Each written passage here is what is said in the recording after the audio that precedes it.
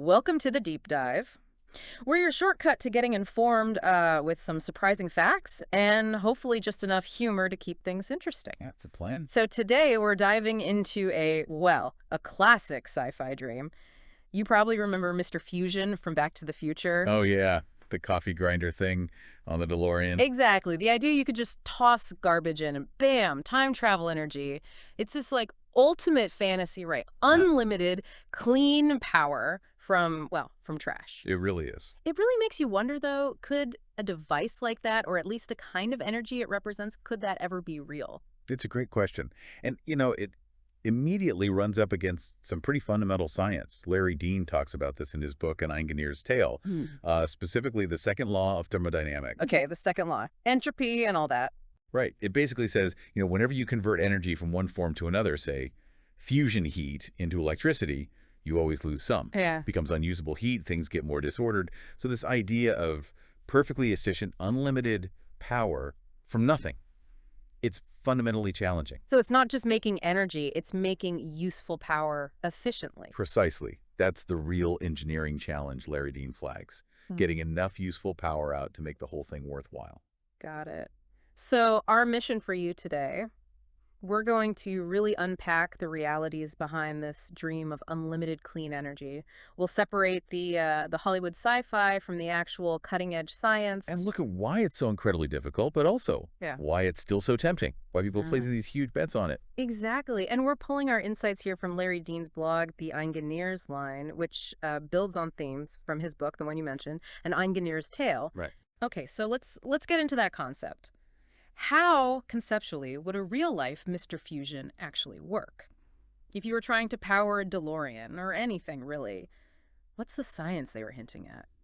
Well, the idea described in the source is you'd somehow grab hydrogen atoms, maybe from the garbage, maybe from water. It doesn't really matter for the concept. Okay, hydrogen atom. And you'd force them together, fuse them into helium. Hydrogen to helium, Yeah. that's fusion. Right, like the sun. Exactly like the sun. And when that happens, it releases a ton of energy, partly in the form of these really energetic neutrons flying out. Neutrons, okay. And the idea is the kinetic energy of those neutrons, their movement, their agitation, that's heat. You capture that heat, use it to make steam, turn a turbine, generate power. That almost sounds straightforward when you put it like that. Almost. But here's where it gets really, really difficult, like monumentally difficult. Oh, okay, what's the cap? That whole hydrogen into helium thing, it needs conditions that are, well, frankly, insane. We're talking temperatures over 100 million degrees Celsius. 100 million. Seriously. Hotter than the sun's core? Way hotter, actually. And you need immense pressure to force those hydrogen atoms close enough to fuse. On the sun, gravity does the squeezing. It's massive. Right, the sun's got that covered. But here on Earth, in a, car-sized device or even a power plant, creating and containing that temperature and that pressure simultaneously, that is the gigantic challenge, the absolute core problem. So yeah, trying to bottle a piece of the sun, basically. Pretty much sums it up. Okay, so that sounds incredibly hard. Given that hurdle, where are we actually at with fusion research? Is there any real progress? Larry Dean's blog did mention some lab results that sounded pretty exciting. Yeah, there's been some definite progress, which is, encouraging. In very specific controlled lab settings, scientists have actually achieved a fusion reaction that produced more energy than they put in just to heat the fuel. Wait, more energy out than in? For the plasma itself, yes. They got about 50% more energy out of the fusion reaction than the energy they used to heat up the hydrogen fuel to those crazy temperatures. They call it a Q factor of 1.5. Q of 1.5. Okay, that sounds like a breakthrough. Isn't that the whole point? Net energy gain. It is a huge scientific milestone, absolutely. Getting the plasma to produce more energy than it took to heat it, that's critical. But There's always a but. there's always a but. That lab result is one thing. Scaling it up to a power plant that actually puts electricity onto the grid, that's a whole different ballgame. How so? What changes when you scale up? Well, think about it. That lab result only counts the energy into the plasma. It doesn't count all the energy needed to run the magnets, the lasers, the vacuum pumps, the cooling systems, everything else in the facility. Ah, the wall plug efficiency, kind of? Exactly. And when you factor all that in, even on a larger experimental scale, the best result so far is actually consuming about 33% more energy overall than the total energy produced by the reaction. So we're still quite a ways from net power for the whole system.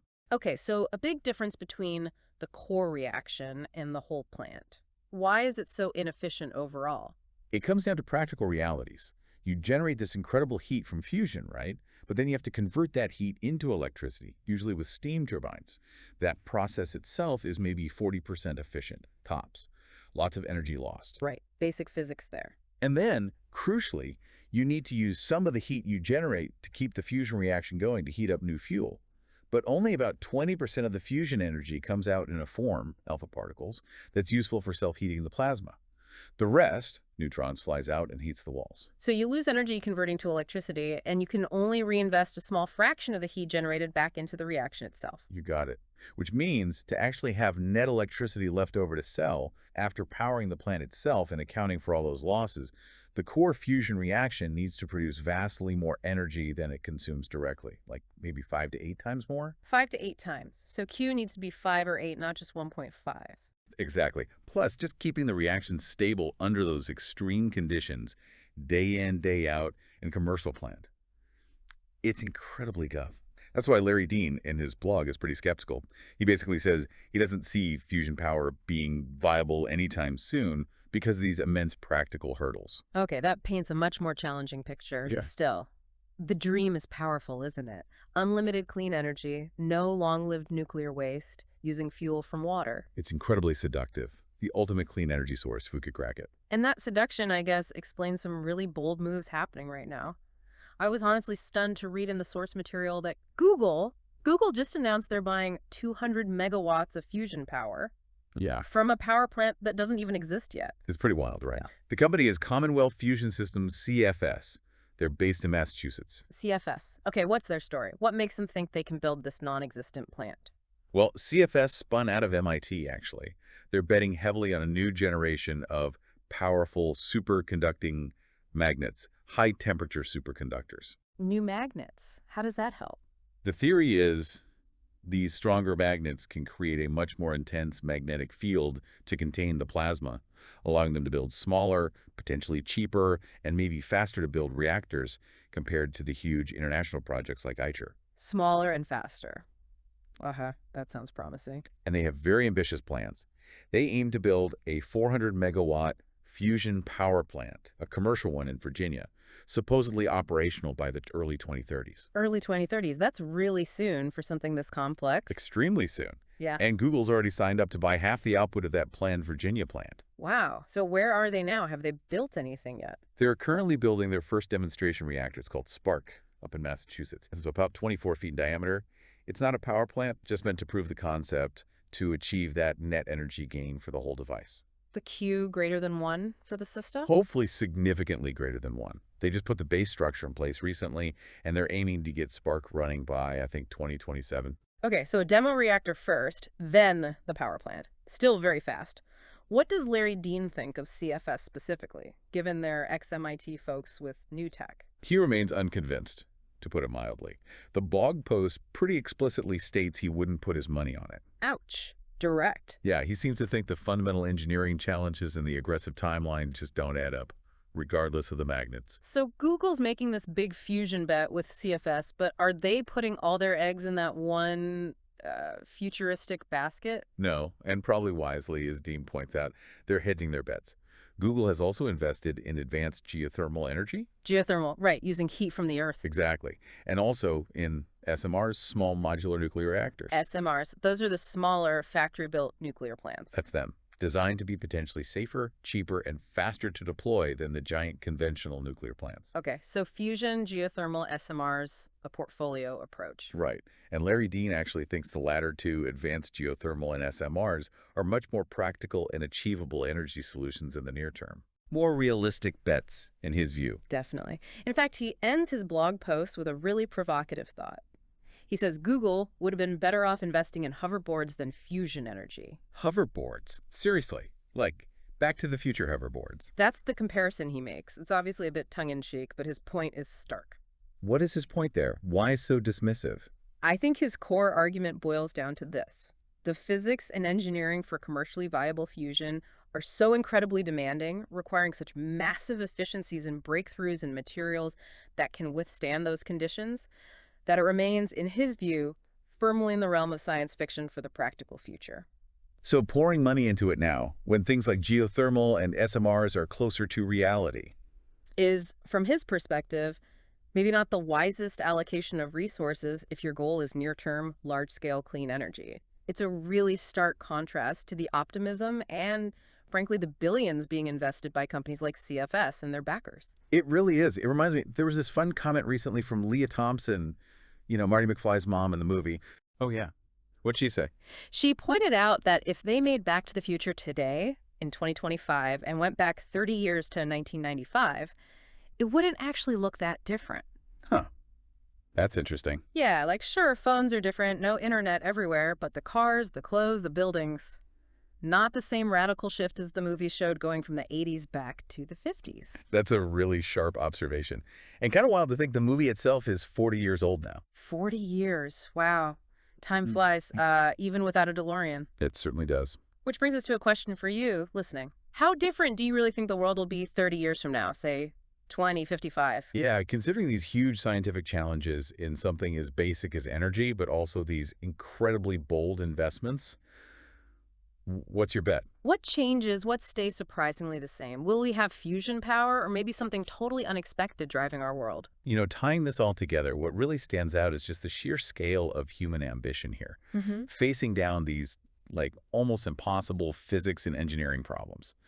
Absolutely. The dream of clean, abundant energy is just such a powerful driver. It pushes people to try things that seem borderline crazy, scientifically speaking. So, what's the takeaway for you? I think it's a really vivid reminder that the road to big innovations, it's never smooth. It's full of these amazing breakthroughs, yes, but also just incredibly tough obstacles. And maybe that even the wildest sci-fi ideas like Mr. Fusion can actually spark real science, real effort, even if the reality turns out to be a lot harder and take a lot longer than Hollywood imagined. Definitely. And thinking about Larry Dean's hoverboard comment, Hmm? it makes you wonder, right? If not fusion, what other seemingly impossible sci-fi tech do you think we should be pouring resources into? What's worth the audacious bet to try and unlock the future? Remember the laws of thermodynamics from my college days: energy can be changed, but not made. Why not change compost energy into stuff that powers engines? An Engineer's Tale, page 76. Science fiction movies have often foretold future technologies. So, do you think there will ever be a device like Back to the Future's Mr. Fusion? A device that generates energy from garbage. Small enough to be stuck on the back of a DeLorean? In my book An Engineer's Tale I describe a process that can generate biofuels from garbage. Well, Mr. Fusion would be different. It would grab the hydrogen atoms from the garbage and turn them into helium. Doing so would release a lot of pissed off and very energetic neutrons, whose agitation would produce enough power to send a DeLorean through time. Problem is, turning hydrogen into helium requires very high pressure and a temperature well over 100 million degrees. This is not a problem on the Sun where its gravity supplies the pressure and the reaction itself the heat. But here on Earth, we have managed to break the laws of thermodynamics in the laboratory by producing a fusion reaction that created 50% more energy than it consumed. The best we've done so far on a larger scale, though, is 33% less energy than consumed. To account for energy and efficiency losses associated with electricity production, as well as the fact that only around 20% of the generated heat can be used to refuel the reaction, we'll really need to create something like 500% to 800% more energy than consumed. It is also crucial that a stable reaction be maintained, which will be nearly impossible given the realities of real-world conditions. I don't see fusion power being a viable energy source anytime soon. But there are some that disagree. The seduction of unlimited clean energy production with no nuclear waste from water is just too strong. Hard to believe, but Google just announced that they bought 200 megawatts of fusion energy from a plant that doesn't even exist yet. A Massachusetts-based company called Commonwealth Fusion Systems, CFS, plans to build a 400 megawatts fusion power plant in Virginia by the early 2030s. Google has committed to take half of its production.